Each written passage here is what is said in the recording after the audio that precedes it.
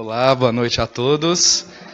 Mais uma vez um prazer, né? A gente está aqui hoje. Eu acho que foi uma data bem especial para mim, porque nós vamos terminar o nosso ciclo de palestras desse ano, né? Já que o final do ano se aproxima. E pensando nisso, conversando com o Ender a respeito desse final, todo mundo na virada do ano tem as suas promessas pessoais, né? Aquela coisa, no meu caso, todo início de ano eu falo que eu vou emagrecer. É meio complexo, né? Tem uns que já pedem outras coisas e assim. E eu pensei com o Ender, eu falei, Ender, já que nós estamos na última palestra do ano, e vamos pensar como nós queremos iniciar o nosso ano de 2018.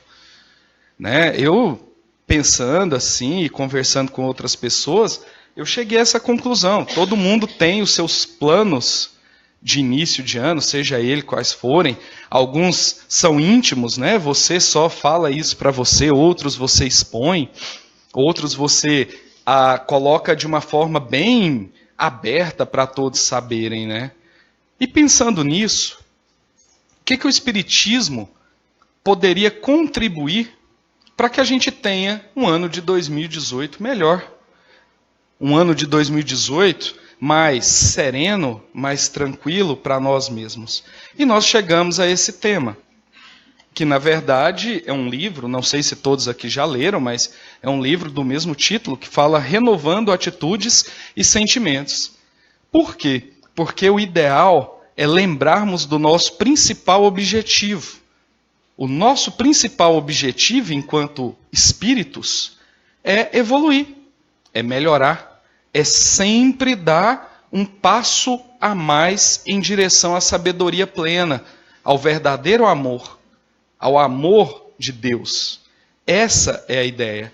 E aí a gente começa a pensar. Nós estamos passando, eu acho que os últimos anos também, né, não só o ano de 2017, foram anos bem turbulentos. Muitas coisas que apareceram na mídia, que mexeram conosco de forma negativa, na maioria das vezes. Na nossa última palestra, a gente discutiu isso, né, falando da questão da transição planetária, por que essas coisas estão acontecendo. E eu acho que o primeiro passo para um 2018 melhor é a nossa autotransformação. É o que nós chamamos, em muitas obras espíritas, de reforma íntima. Só que essa reforma íntima, ela é um processo que não para, que não cessa, que não tem uma data. Ela tem que ser constante e ela tem que ser para sempre. E pensando nisso, o primeiro passo é nos renovar. Então nós vamos mostrar hoje alguns tópicos, discutir com vocês alguns tópicos que podem nos auxiliar nessa transformação, que podem fazer com que essa transformação, essa renovação, seja uma renovação mais tranquila para nós mesmos, para aqueles que nos cercam. Então, começando, vamos olhar o primeiro slide? Vamos lá, Antônio? O primeiro slide, e olha só o que ele traz para a gente. Uma leiturinha para a gente pensar qual o caminho que eu vou tomar. Olha só. Não somos responsáveis por aquilo que não sabemos. Não sofremos um castigo por atos ou atitudes que ignoramos. Talvez essas ideias de punição alienatórias sejam fruto da incapacidade da nossa reflexão sobre a bondade divina. O que chamamos de sofrimento é simplesmente o resultado da nossa falta de habilidade para desenvolver as coisas corretamente, pois na vida não existem prêmios nem castigos, somente consequência dos nossos atos. Eu achei isso muito forte, eu achei isso muito profundo. Por quê? Porque, infelizmente, nós, a maioria de nós, ainda acreditamos a outros o que nos acontece. Seja de bom, seja de ruim. nós ainda carregamos conosco essa ideia de acreditar a outros, o que é de nossa pura responsabilidade. Ah, estou sofrendo. Ah, se eu estou sofrendo, isso é um castigo. Ah, que legal. Fui agraciado com uma coisa, um desejo que há muito tempo eu carregava. Oh, obrigado a quem quer que seja. E nós nos esquecemos um pouco que, na verdade, é fruto das nossas próprias atitudes. Eu acho que eu não preciso falar para vocês aqui que uma pessoa que planta arroz, ela não vai colher feijão. Se ela plantou arroz, ela vai colher o arroz. E isso é uma frase boba, pequena, uma analogia bem simples, para que nós possamos introduzir essa temática de renovar as nossas atitudes, de pensarmos em como nós é que estamos gerando o que nos acontece. É óbvio, não ignoramos jamais as leis espirituais que regem o nosso planeta, que regem a nossa vida. Porém, nem tudo é culpa ou prêmio por fatores externos. Seguindo adiante, vamos fazer uma passagem que tem no Evangelho. Olha só. O primeiro passo para a nossa retomada, para a nossa mudança de pensamento. Tua medida. E aí está escrito assim, ó, lá no Evangelho, no capítulo 10, item 9. Não julgueis a fim de que não sejais julgados. Porque vós sereis julgados, segundo houverdes julgado os outros. E se servirá para convosco da mesma medida da qual vós servistes para com eles. Ou seja, nós temos o hábito de julgar, qualquer que seja. Outro dia eu vi na televisão uma propaganda, não me lembro agora do que se tratava, mas ele falava de mudanças de atitude. Nessas mudanças de atitude, ele vinha com uma frase cheia de preconceito. Aí ele ia lá e tirava o preconceito e colocava uma outra coisa no lugar. Por exemplo, que estava lá nessa propaganda, uma analogia simples, estava assim: funk não é música. Aí depois substituía e colocava: funk é música. Isso é uma mudança de atitude.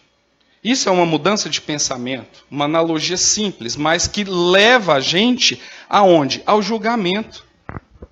Eu julgo. E o que é interessante é que, às vezes, eu estou tão condicionado ao julgamento que eu não percebo que eu estou julgando.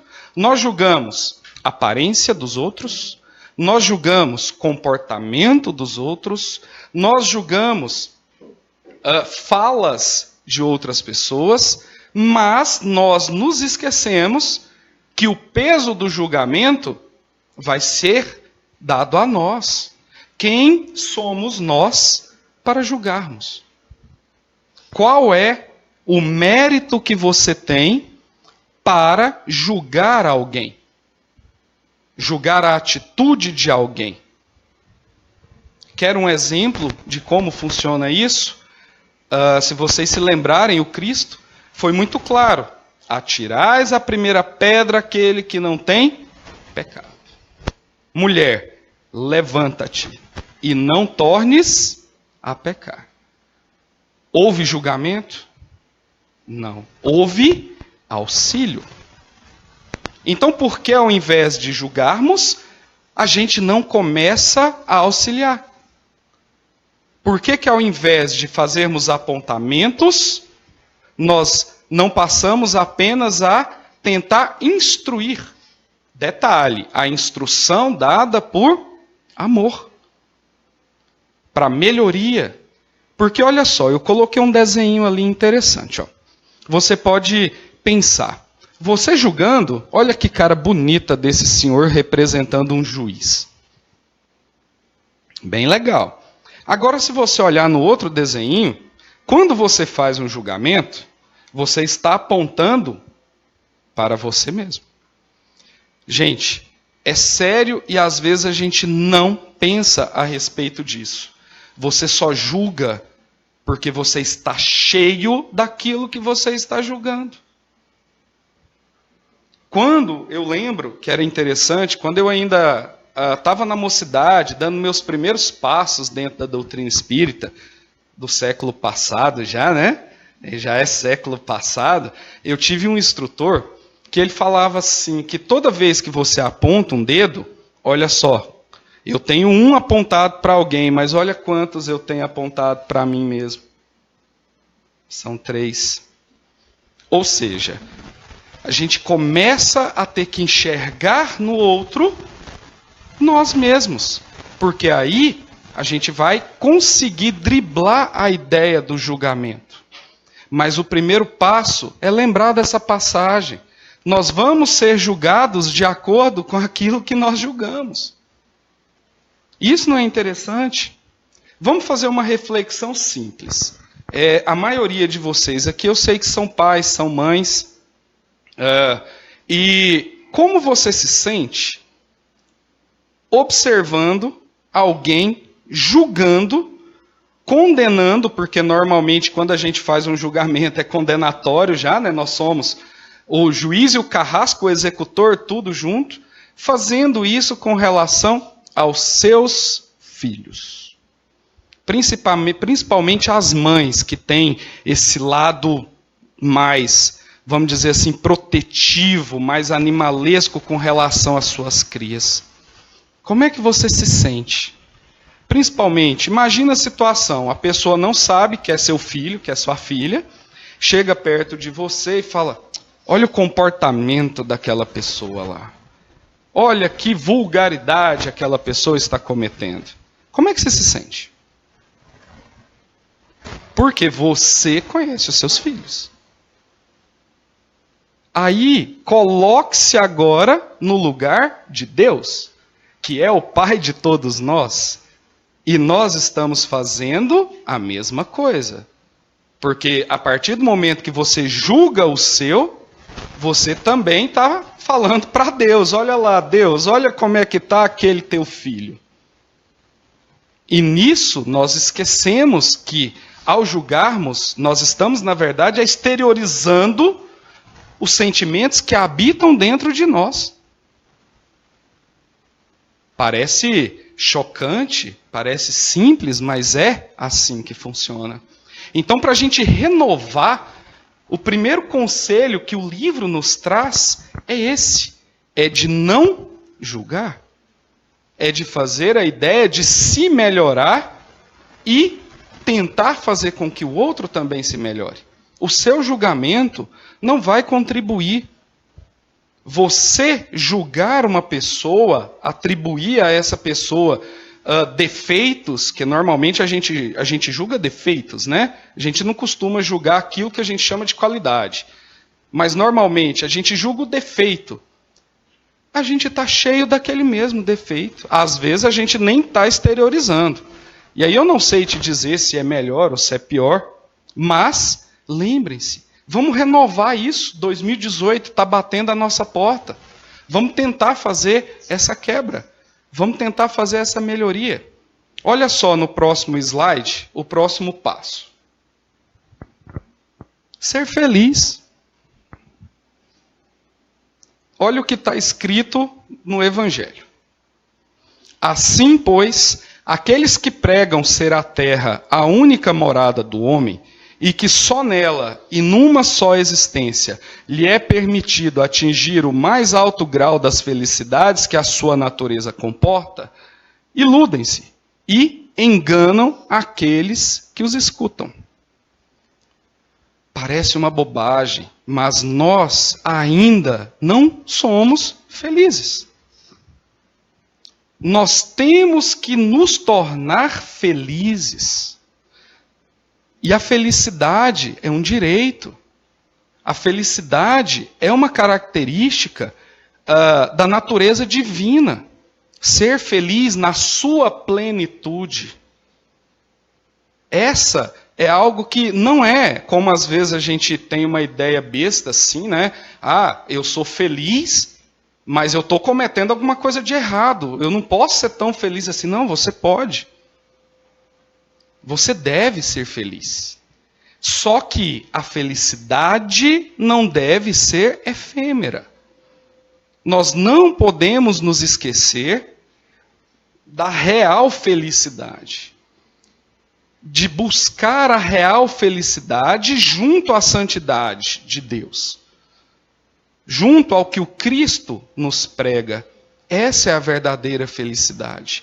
E é muito difícil. Por quê? Porque a maioria de nós baseia a ideia de felicidade em coisas materiais. Coisas efêmeras. Vamos pegar um exemplo.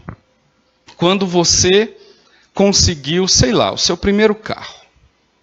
Pode ser o carro que for, esse carro poderia estar velho, sucateado, mas você colocou toda a sua felicidade naquilo. Beleza, você tem seu carro. Quanto tempo aquela sensação de felicidade vai permanecer em você depois disso? Porque aí você já vai objetivar o seguinte: ok, fui muito feliz com esse carro aqui, bacana, mas agora eu quero outro. E eu continuei lançando a minha felicidade ligada a coisas efêmeras. Eu não estava buscando a felicidade real, a felicidade santificada, a felicidade plena. E é muito difícil, porque como nós, normalmente, materializamos a nossa felicidade, é difícil alcançar tudo que se sonha, tudo que se almeja. E aí entra as frustrações. E a frustração é a chave que faltava para uma série de outros problemas que vêm junto, uma depressão, uma amargura, uma pessoa se tornar uma pessoa amarga. Então, seja feliz. Ou pelo menos, tente. Mude as suas atitudes para que você realmente seja feliz, se torne feliz. Isso é importante. E às vezes a gente deixa isso passar de lado, porque nós apontamos o caminho da nossa felicidade em coisas efêmeras.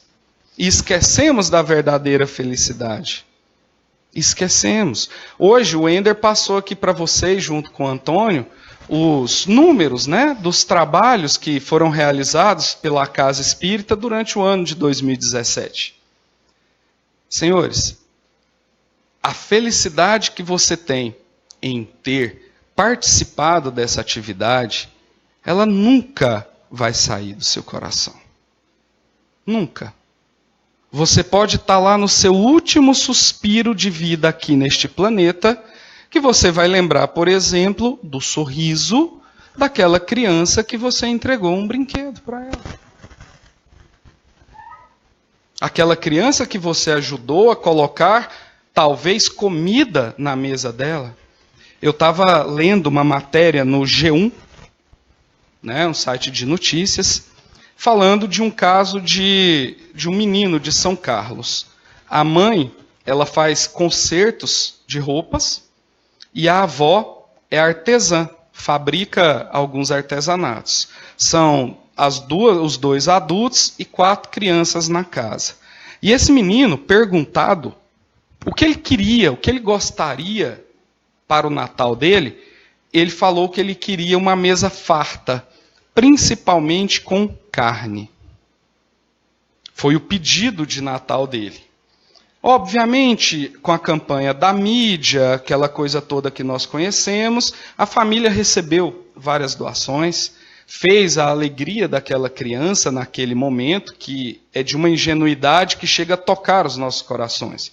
Mas a pergunta é, a jornalista que descobriu essa história, ela estava emocionadíssima.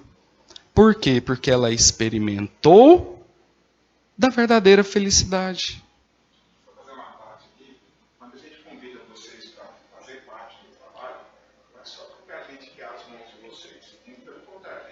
Mostrar o trabalho que a gente fez com os trabalhadores que tem. Mas tem uma coisa que não dá para trazer para vocês, que é essa sensação da entrega.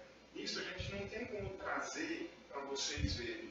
Então, assim, quando você vai entregar, são histórias assim muito emocionantes. A gente assim, acha que Deus guia os lugares que mais precisa.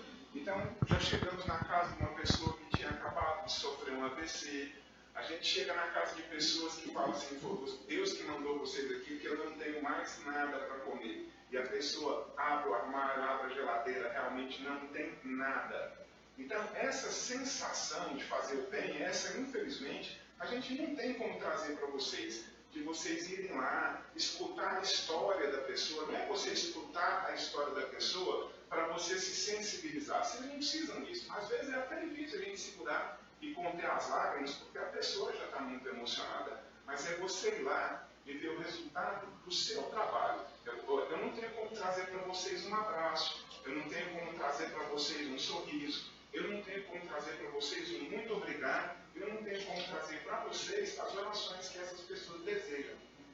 Mas, principalmente, eu não tenho como trazer para vocês o bem que vocês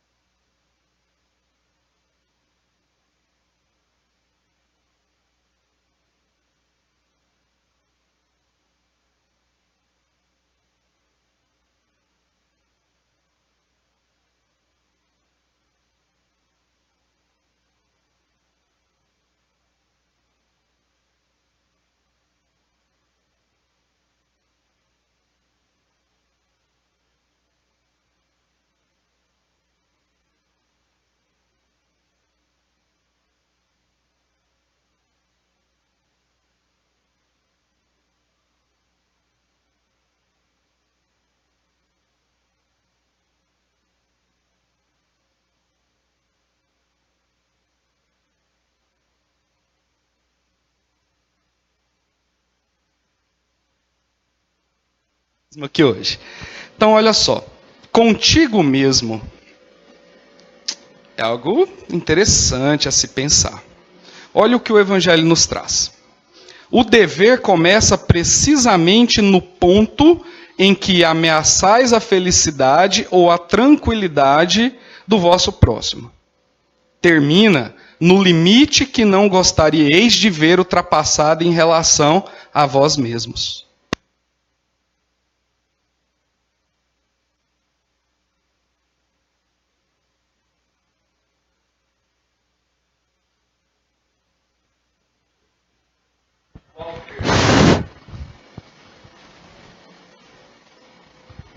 Do auto-perdão, de se perdoar, de se conhecer, de se entender, de saber quem é você.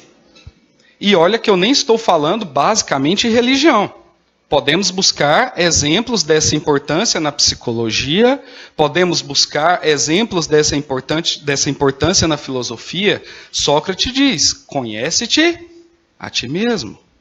E aprenda a se gostar, a se curtir, a saber quem é você, a entender melhor como é você.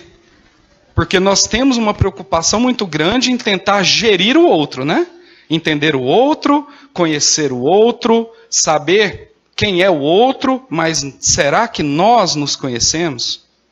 Porque a partir do momento que você tem esse autoconhecimento, essa autorrealização com você mesmo, você começa a transmitir isso aos outros. E aí você também começa a respeitar os limites do seu e do outro.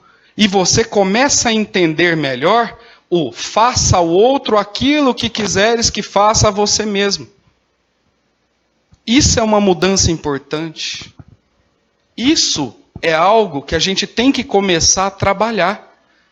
E isso vem sendo alimentado para a gente há milênios. Sócrates falava isso. Sócrates veio antes de Cristo. Se você for pensar em outros sábios, Confúcio também já falou a respeito disso. Você pega Buda, também já falou a respeito disso.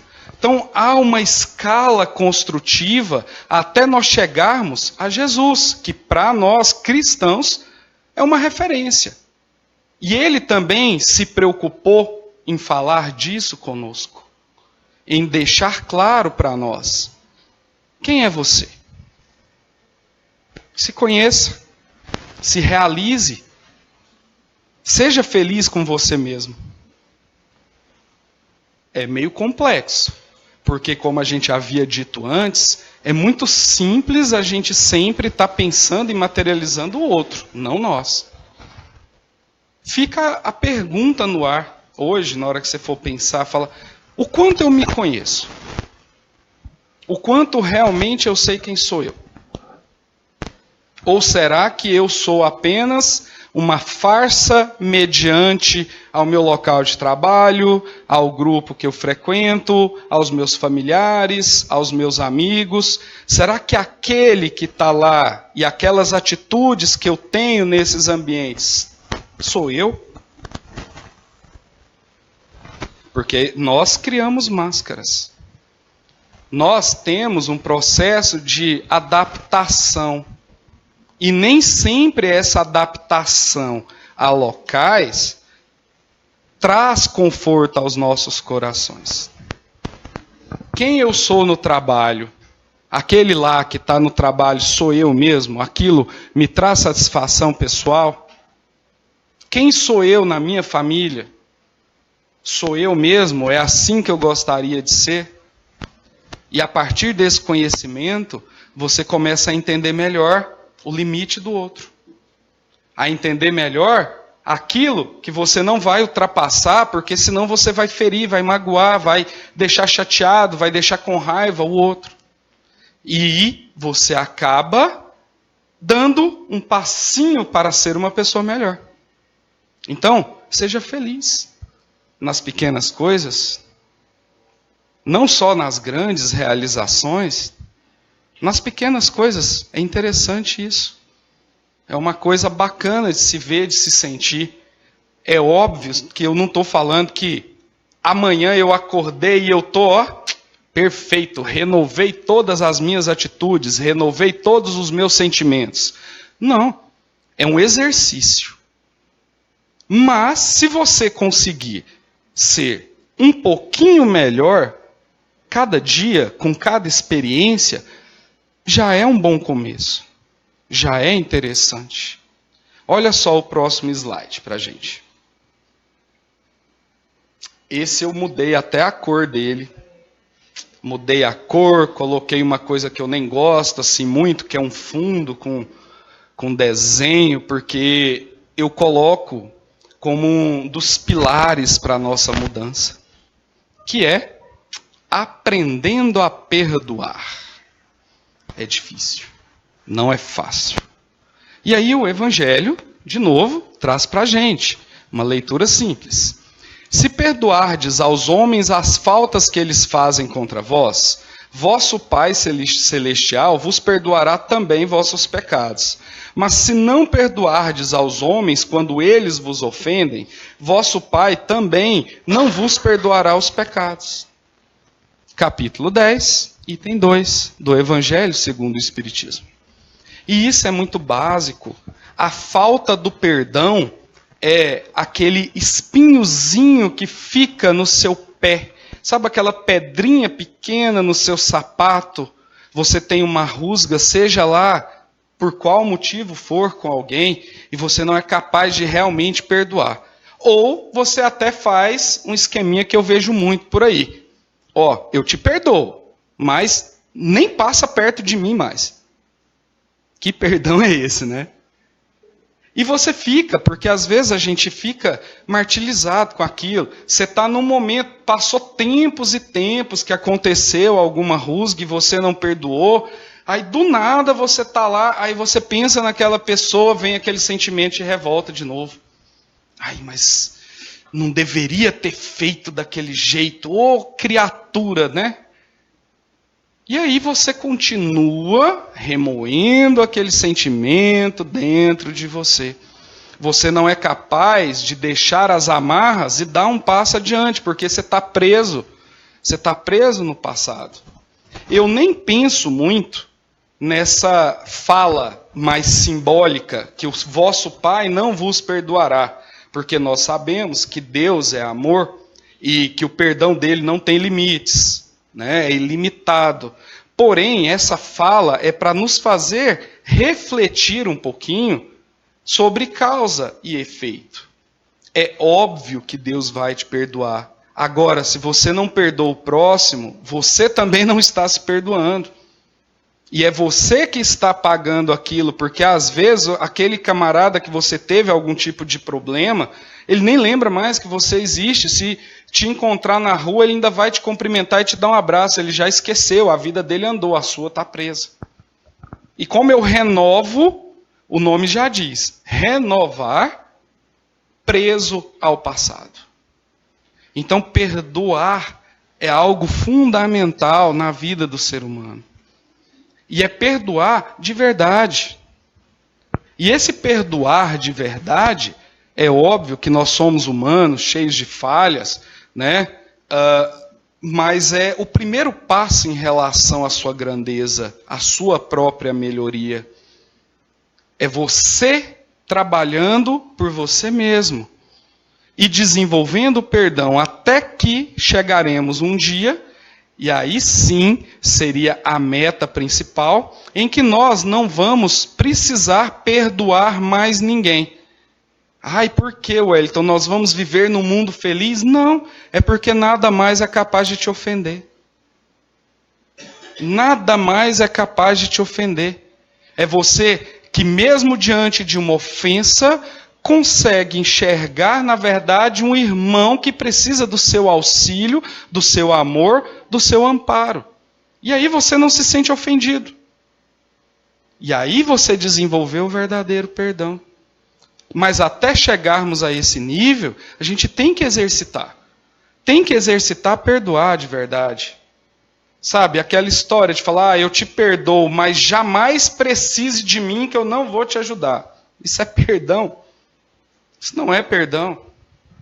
Na verdade, é uma fuga que você teve naquele momento de não ter que conviver com aquela determinada pessoa e de não exercer a sua caridade com relação a algum dia ela precise daquilo.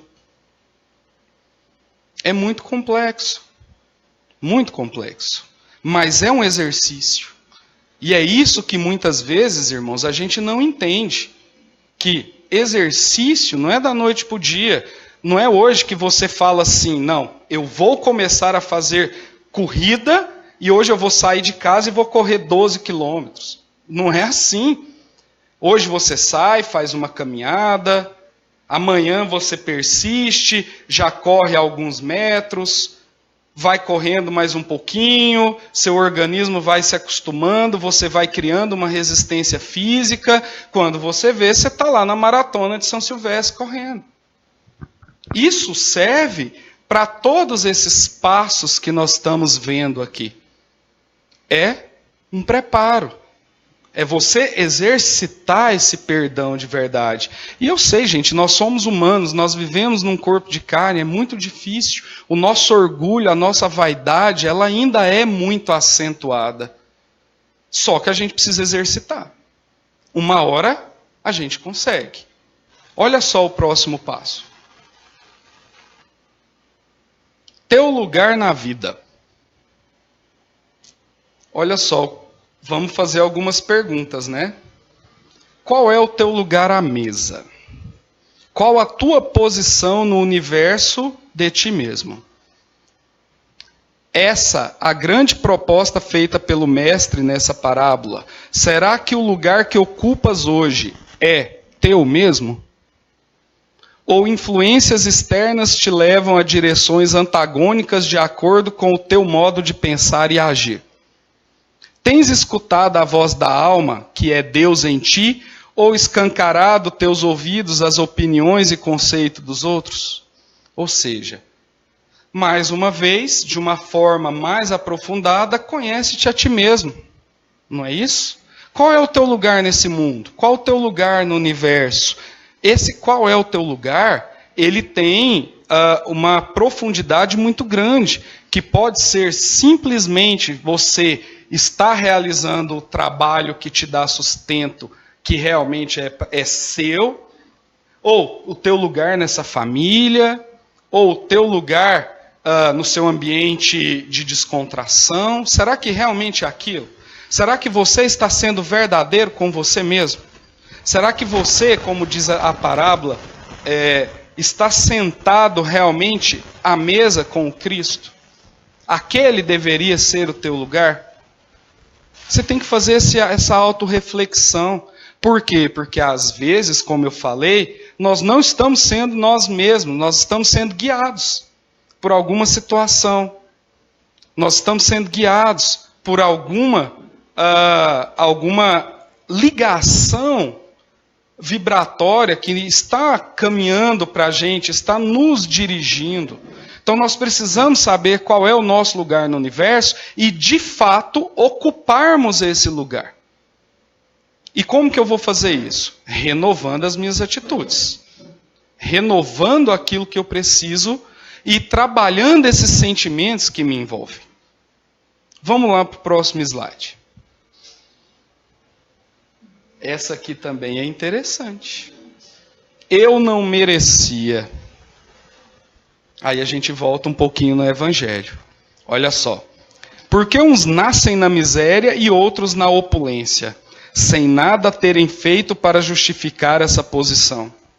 Porque para uns nada dá certo, enquanto para outros tudo parece sorrir. As vicissitudes da vida têm, pois, uma causa, e uma vez que Deus é justo, essa causa deve ser justa. Eis do que cada um deve compenetrar-se bem. Do Evangelho, capítulo 5, item 3. Então, irmãos, como eu falei, nós sempre gostamos de sermos as vítimas da situação. É muito bom você ter alguém para afagar você. Nossa, você não merecia isso. Coitadinho. Será que realmente? Será que eu sou vítima da sociedade? Eu sou vítima de Deus, né? Porque se eu acredito que a minha vida aqui está traçada com um planejamento divino, eu sou vítima desse algoz que é Deus? Ou será que eu sou vítima de mim mesmo? Será que eu não consegui ainda observar e entender que a minha vida, ela é a colheita do que eu plantei? Será que aquilo que eu estou vivenciando hoje é importante para mim?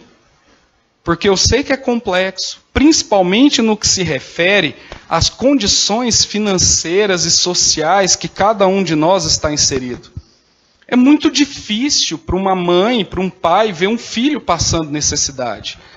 Mas eu tenho que pensar, a vida é eterna, eu estou reencarnado aqui, e essa reencarnação me colocou exatamente naquela situação, não para que eu me martirize ou martirize outrem, mas sim para que eu tire daquela situação benefícios que vão favorecer a minha evolução espiritual. Então, eu mereço? Mereço. Agora, quer dizer que você tem que permanecer a vida inteira naquela situação? Não. Você tem que lutar, que se adiantar, de tentar aprender com seus erros para que aquilo não volte a acontecer, que para você se resguardar de um futuro. E não sentir o martírio vitimado dentro de si. Ah, coitadinho de mim. Como dizia o Chaves lá naquele programa dele, né? E agora? Quem poderá me defender? Não, somos nós. Nós colhemos o que plantamos e de cada escolha que fazemos, nós temos que ter a consciência plena de aceitar os resultados daquela escolha. Eu tenho que aceitar aquilo. Por exemplo, o médico vira para você e fala, olha, você está com o colesterol alto, você vai mudar a sua dieta alimentar, vai fazer exercícios físicos e vai tomar essa simvastatina aqui. Aí você fez aquele curso de medicina por correspondência, fala, esse médico não sabe de nada, não. Vou mudar meu hábito alimentar? Não, meu avô comia isso aqui e não teve nenhum tipo de problema desse jeito. Aí beleza, você dá um piripaque, dá um infarto, dá um AVC, aí a culpa é de quem? Você vai falar o quê? A culpa é de quem? É de Deus, né? Deus planejou isso para mim. E não é bem assim. Então vamos deixar de eu não merecia, e sim aprender com isso.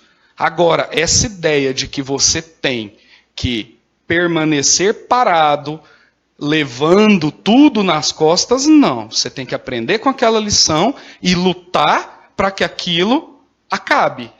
Para que você não passe mais por determinada situação. Com aprendizado. Com o aprendizado. Olha só o nosso próximo slide, que está acabando já, né? Que legal. A pré-ocupação. Eu adorei o jeito que o autor desse livro escreveu essa parte, porque a gente tem a mania de falar só assim, preocupação. E esquecemos da pré-ocupação. Olha só o que tem lá no capítulo 25, no item 6. Observai os pássaros do céu. Eles não semeiam nem colhem. Observai como crescem os lírios dos campos. Eles não trabalham nem fiam. Não estejais inquietos pelo dia de amanhã, porque o dia de amanhã cuidará de si mesmo. A cada dia basta o seu mal. O que é isso? A gente se martiriza com o que vai acontecer. Não cabe a você o que vai acontecer. E essa preocupação, ela tira de você a oportunidade de vivenciar e de aprender o agora. O que está acontecendo agora? Eu estou aqui, estou assistindo a palestra, sei lá, vim acompanhar meu esposo, vim acompanhar minha esposa aqui no centro, mas eu estou aqui, estou preocupado. Nossa Senhora, e amanhã? O que vai ser amanhã? O que eu tenho que fazer amanhã? Como é que está a minha agenda amanhã? E eu estou indo nesse tipo de preocupação. E dependendo do nível de ansiedade que isso te gera, te leva até a problemas físicos. Só que você esqueceu. E se hoje alguém aqui, uma das pessoas que você está convivendo, a fala do Antônio àquela hora, você estava com a cabeça em outro lugar, você não percebeu e aquilo poderia ter mudado sua vida. Por isso é interessante que nós não estejamos com preocupação, mas sim que nós tenhamos uma pré-ocupação. É manter a nossa mente focada no agora, no que está acontecendo aqui. E qual ou quais as informações, os exemplos que podem me ajudar, que podem me fazer crescer. Vamos lá. Mais um slide para a gente. Sacudir o pó. Quando alguém não quiser vos receber, nem escutar vossas palavras, sacudi, em saindo dessa casa ou dessa cidade, o pó de vossos pés. Assim diz hoje o Espiritismo aos seus adeptos. Não violenteis nenhuma consciência, não forceis ninguém a deixar a sua crença para adotar a vossa. Capítulo 21, itens 10 e 11. Muitas vezes, os irmãos evangélicos, eles gostam muito de falar, e eu acho interessante essa frase quando eles falam assim, não jogar pérolas aos porcos. Você tem que tratar com aqueles que querem te ouvir.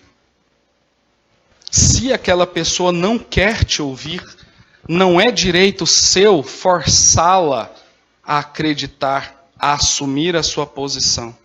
E nem porque ela não quis ouvir-te ou fazer o que você quer que ela faça, é motivo para que você esmoreça, se entristeça, se guarde dentro de um casulo, dentro de uma concha, mas levanta, sacode o pó dos seus pés e segue adiante. E continua o seu caminho. Vamos começar a pensar nisso. Você já viu o tanto que a gente fica revoltado quando alguém não faz aquilo que a gente quer? Principalmente se é alguém que teoricamente deveria te render algum tipo de hierarquia. É complicado. E às vezes a gente remói e fica chateado, e aí a gente volta em todos aqueles passos, esquece de si mesmo, esquece de dar uma balançada e seguir adiante. Lembra da frustração? A frustração pode gerar a depressão. E ser frustrado faz parte da nossa evolução. Agora, como você lida com essa frustração é que é o segredo da vida. É um problema muito sério que eu enfrento no meu dia a dia com os meus alunos de ensino médio. Eles não querem ser frustrados. E os pais trabalham o dia inteiro, nem sempre têm jeito de estar com os filhos ali perto, aquela coisa toda. Também tem medo de frustrar os seus filhos. E isso gera muitos problemas. Não só no meio em que eu estou inserido, mas também na sociedade, e o que é pior, para essas pessoas. Eu vi um palestrante uma vez, e eu não me lembro o nome dele para citar aqui, mas não é minha, ele fala assim, viver dói. E você tem que aprender a agradecer a dor que você está recebendo. A se levantar, a se erguer, você vai ser frustrado sim. E muitas vezes você também tem que frustrar outros. No caso, pais com relação a filhos. Vocês estão designando os caminhos para eles. É um espírito que está sob a tua tutela. O mais importante é sacudir o pó. Vamos adiante. Tempo certo. Olha só. Aquele que semeia saiu a semear. E enquanto semeava, uma parte da semente caiu ao longo do caminho. Mas aquele que recebe a semente numa boa terra é aquele que escuta a palavra, que lhe presta atenção e que dá fruto, e rende 100 ou 60 ou 30 por um. Tudo na nossa vida tem o seu tempo. Agora, é necessário que você seja essa terra boa, a ponto de receber a semente no momento certo para que essa semente frutifique. E nós não gostamos disso. Nós queremos no nosso tempo. Eu quero e eu quero agora. Eu quero e eu quero para ontem. E não é bem assim. A vida oferece para nós aquilo que nós precisamos no tempo certo que nós precisamos. Então não vamos brigar com a vida porque ela está frustrando o seu plano naquele momento. Vamos sim entender por que aquele momento não é o ideal. Vamos pensar dessa forma. Vamos tentar renovar essa atitude nossa. Vamos aqui para o próximo, que o povo ali já está mostrando a mãozinha para mim. Mas hoje eu vou terminar, viu, Elaine? Não adianta ficar brigando, não. Então, olha só, o grão de mostarda. Jesus lhes respondeu, é por causa de vossa incredulidade, porque eu vos digo em verdade, se tivesseis fé como um grão de mostarda, direis a esta montanha, transporta-te daqui para ali, e ela se transportaria, e nada vos seria impossível. Capítulo 19, tem 1. Lembra do tempo certo?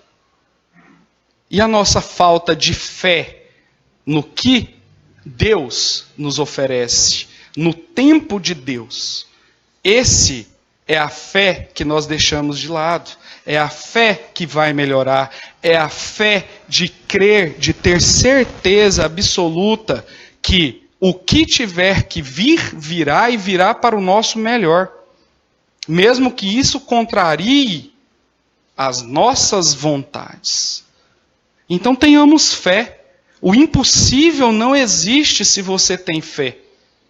Quem falou isso não foi eu. Olha lá, está escrito.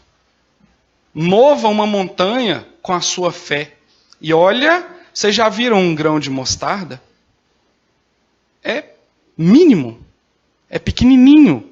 Jesus só quer que nós tenhamos fé do tamanho daquele grão. Mas que essa fé seja verdadeira. Que essa fé nos dê sustentação para enfrentarmos as nossas dificuldades. Porque a falta de fé na vida, a falta de fé nas pessoas, a falta de fé na sociedade, só nos leva ao caos. O universo, a entropia dele já faz com que isso aconteça naturalmente. Leva ao caos. Aí a gente vai dar uma força para ele, auxilia isso a acontecer. Então tenhamos fé. Fé que move montanhas. Fé que faz com que a sua vida seja melhor, que você se torne melhor. Já imaginou se em 2018 a gente entrar com fé? Fé mesmo, de verdade, do tamanhozinho de um grão de mostarda, as transformações que nós seremos capazes de fazer?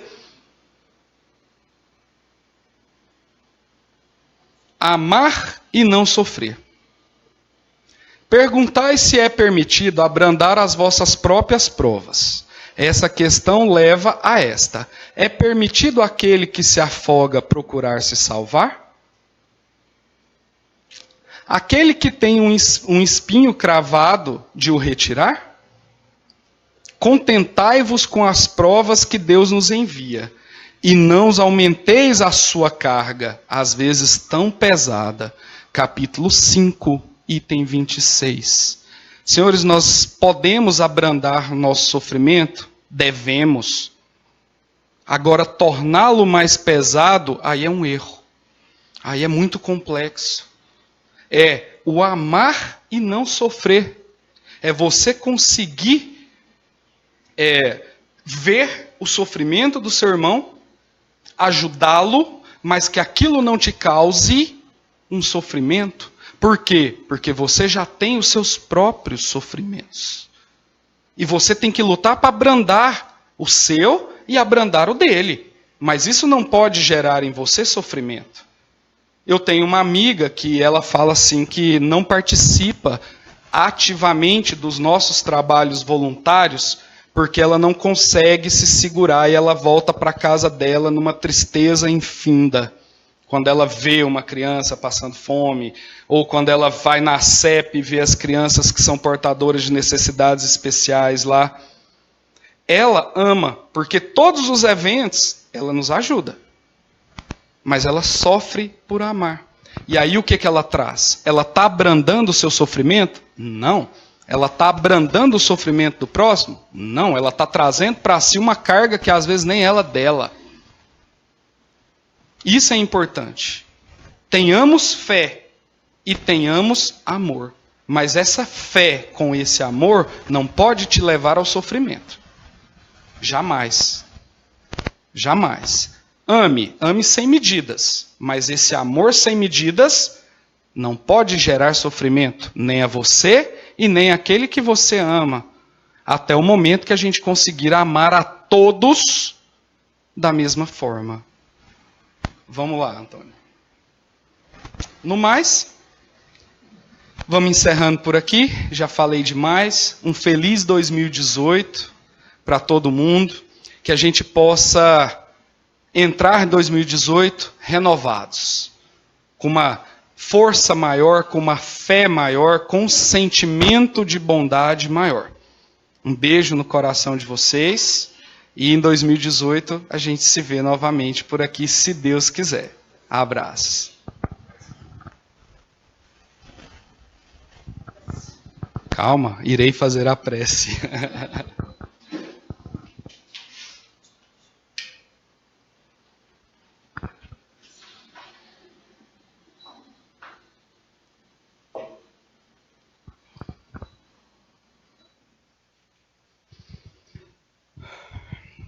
Então vamos agora, nesse momento, fechar os olhos, elevar os nossos pensamentos até Jesus, respirar profundamente, tentar nos conectar com a espiritualidade maior que nos cerca. E como eternos pedintes que somos, vamos pedir a Deus, ao Mestre Jesus, proteja e ampara cada um de nós, encarnados e desencarnados, aos nossos irmãos que não puderam nos acompanhar aqui hoje, aos nossos familiares. Mestre Jesus, que os seus ensinamentos possam estar gravados, não só em nossas mentes, mas em nossos corações. E que dos seus ensinamentos possamos tirar força, fé, para vencermos as barreiras da nossa própria evolução. Ilumina nossas mentes, Mestre, para que possamos enxergar claramente os nossos erros. E abranda os nossos corações, para que possamos, Mestre, aprender a aceitá-los e melhorar esses erros, e que não erremos mais. Que a força da espiritualidade amiga, reunida nessa cúpula que nos cerca dentro desse salão, possa ser uma partezinha colocada em nós, para assim como eles, podermos nos tornar verdadeiros discípulos do Mestre. Ampara e proteja cada um de nós na volta para os nossos lares, e que possamos, Mestre, sairmos daqui melhores do que chegamos. Amém.